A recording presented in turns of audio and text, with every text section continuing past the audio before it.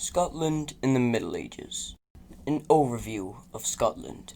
Scotland in the Middle Ages concerns the history of Scotland from the departure of the Romans to the adoption of major aspects of the Renaissance in the early 16th century. In the centuries after the departure of the Romans from Britain, four major circles of influence emerged within the borders of what is now called Scotland. In the east, there were Picts, whose kingdoms eventually stretched from the river for Forth of the Shetland. The first identifiable king to have exerted the superior and wide-ranging authority was Brendan mac Macallon, whose power was based from the kingdom of Fiderbach, and his base was at Fort Craigpardick, near modern Inverness. Government of medieval Scotland. Kingship was the major form of political organization in the early Middle Ages, with competing minor kingdoms and fluid relationships of over or under kingdoms. The primary function of these kings was war leaders, but there were also ritual elements to kingship, evident in ceremonies of coronation. The unification of the Scots and the Picts from the 10th century that produced the kingdom of Alba retained some of these ritual aspects in the coronation at Scone. Warfare in medieval Scotland.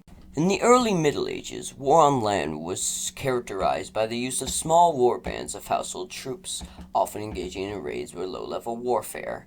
The arrival of Vikings brought a new scale of naval warfare, with rapid movement based around the Vikings' longship. The Berlin, which developed from the longship, became a major factor in warfare in the Highlands and Islands. By the High Middle Ages, the kings of Scotland command forces of tens to thousands of men to short periods as a part of a group.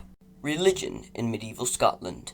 Christianity was probably introduced to what is now lowland Scotland from Roman soldiers stationed in the Norfolk province of Britannia. It is presumed to have survived long the Bethiotic enclaves of the south in modern Scotland, but retreated as pagan Anglo-Saxons advanced. Scotland was largely converted by Irish-Scots missions associated with figures such as St. Columba from the 5th to 7th centuries. Economy and society of medieval Scotland. Having between a fifth or sixth of the arable or good pastoral land, and roughly the same amount of coastline of England and Wales, marginal pastoral agriculture and fishing were two most important aspects of medieval Scottish economy.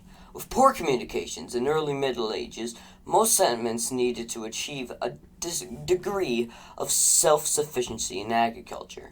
Most farms were based around a family unit and used inside an infield and an outfield system. Culture of medieval Scotland. Modern linguists divide Celtic languages into two major groups. The P-Celtic, from which is Bionic languages, Welsh, Breton, and Cornish, derive from the Q-Celtic, which forms and comes the Glordic language, Irish, Manx, and Gaelic. The Pictish language remains enigmatic, since the Picts had no written script of their own at all that survives and placed the names in some isolated inscriptions in Irish core and Gaelic scripts.